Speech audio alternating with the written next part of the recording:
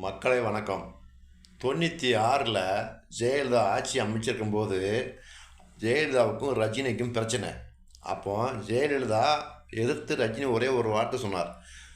மீண்டும் ஜெயலலிதா ஆட்சிக்கு வந்தால் தமிழ்நாட்டை ஆண்டவனாலே காப்பாற்ற முடியாதுன்னு சொன்னதுனால தான் அன்னைக்கு ஆட்சி மாற்றமே வந்தது. ரஜினி சொன்ன ஒரே ஒரு வார்த்தை, அது உலகம் ஃபுல்லாக தெரியும். ஆனால் அன்றைக்கி இந்த தீய சக்தி திருட்டு திராவிடகம் இவ்வளோ அநியாயம் அக்குறம் பண்ணுது, பல கோடி கொள்ளை அடிச்சிருக்கானுங்க. இவனுங்க செய்ய இப்போ அட்டூழியமே கிடையாது.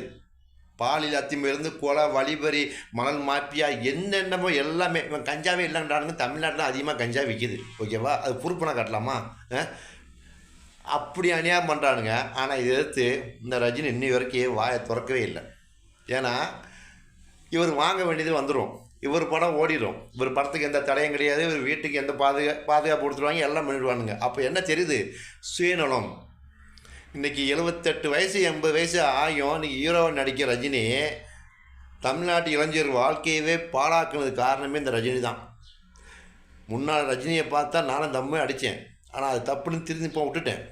ஆனால் இந்த ரஜினி பண்ண சேட்டையினால தான் தமிழ்நாட்டுடைய வாழ்க்கை, இளைஞருடைய வாழ்க்கை, அன்னைக்கு இருந்த இளைஞருடைய வாழ்க்கை நாசமாக போனது காரணம் இந்த ரஜினி தான். ஆனால் இன்றைக்கி வாயவே திறக்க மாட்டேங்குது அந்த ரஜினி. தீய சக்தி மட்டும் இல்லை, அந்த திருட்டு திராவிடகம் சுத்தமான தீயில போட்டு எரிக்க வேணும் இந்த திமுகவை.